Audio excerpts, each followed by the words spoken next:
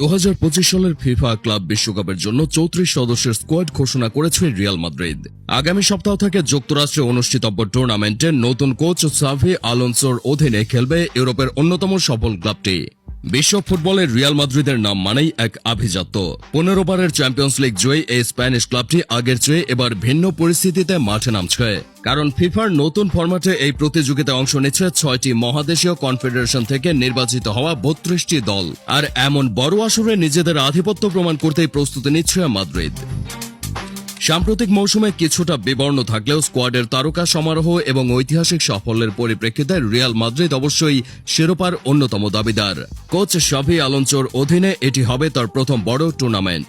সাবেক Real midfielder হিসেবে ক্লাবের ইতিহাস সম্পর্কে দারুণভাবে অবগত এই স্প্যানিয়ার্ড শুরু থেকে নিজের ছাপ রাখতে চান।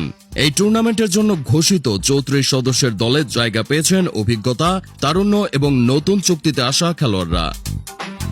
গোলরক্ষক পজিশনে আছেন Thibaut Courtois, Andriy Lunin, Fran Gonzalez ও সেরহিও মেস্ত্রে। ডিফেন্সে দলে ফিরেছেন ইনজুরি কাটিয়ে ওঠা এদের Militao, David Alaba, Dani Carvajal এবং ফেরলান মেন্ডির মতো গুরুত্বপূর্ণ খেলোয়াড়রা। নতুন চুক্তিতে দলে যোগ দিয়েছেন লিভারপুল থেকে আসা English right back Trent Alexander Arnold. England জাতীয় দলের হয়ে খেলতে থাকা অবস্থায় তাকে দলে ফেরানোর জন্য মাদ্রিদকে গুনতে হয়েছে প্রায় $13.5 মিলিয়ন। তাছাড়াও দলে এসেছেন ডিন হুইজেন, যিনি সম্প্রতি স্পেনের হয়ে ন্যাশনস লিগের ফাইনাল খেলেছেন এবং প্রিমিয়ার লিগে বোর্নমাউথের হয়ে খেলতেন। মিডফিল্ডে আছেন Bellingham, Camavinga, Valverde, Tchouameni, Modris, গোলার, সেবায়োস, চেমা আন্দ্রেস এবং তরুণ মারিও মার্তিন। ফরওয়ার্ড লাইনে কোনো চমক নেই। Vinicius, Mbappe, Rodrygo, Brahim Diaz, Endrick, Gonzalo Garcia ও ভিক্টর মুনোস সবাইকে স্কোয়াডে রাখা হয়েছে। চোট সংশয় থাকা এন্দ্রিক শেষ পর্যন্ত দলে আছেন, যদিও তার খেলা নিয়ে কিছুটা অনিশ্চয়তা রয়েছে।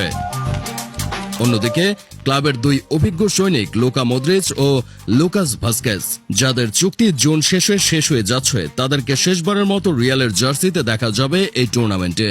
তবে হেসুস ভাল্লেহো, যিনিও চুক্তির শেষে ক্লাব ছাড়ছেন, তাকে এই স্কোয়াডে রাখা হয়নি। রিয়ালের গ্রুপে রয়েছে Saudi club Al Hilal, Mexican club পাচুকা এবং অস্ট্রিয়ান ক্লাব সালজবুর্গ। এই তিন দলের বিপক্ষে ম্যাচগুলোতে মাদ্রিদ থাকবে স্পটলাইটে। ক্লাব বিশ্বকাপের মতো বড় মঞ্চে যখন একাধিক বড় ক্লাব মুখোমুখি হবে, তখন রিয়ালের মতো অভিজ্ঞ দলগুলোর পারফরমেন্স হবে নজর কাড়া। নতুন কোচ, নতুন রিক্রুট, ইনজুরি থেকে ফেরা তারকারা, সব মিলিয়ে এবার রিয়ালের স্কোয়াডে বৈচিত্র্য ও গভীরতা দুটোই আছে। সাভি আলোনসোর জন্য এটি শুধু একটি টুর্নামেন্ট নয়, বরং নিজের কোচিং দর্শন প্রমাণ করার প্রথম বড় সুযোগ। রিয়ালের সমর্থকরাও তাকিয়ে আছেন নতুন এই যুগে ক্লাবটি আবারও বিশ্বসেরা হতে পারে কি না তা দেখার জন্য।